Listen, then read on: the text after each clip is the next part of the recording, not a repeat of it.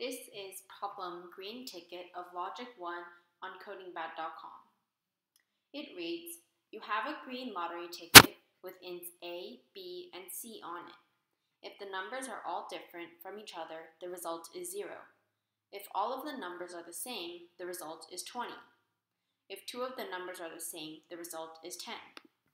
So first we're going to see if all of them equal each other. So if A equals B and B equals C, in this case you will return 20.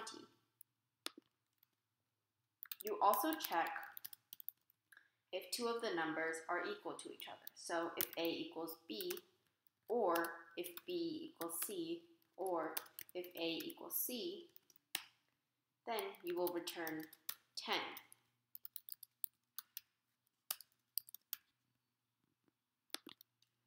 Otherwise, you will return 0. And it is all correct. Thank you for watching.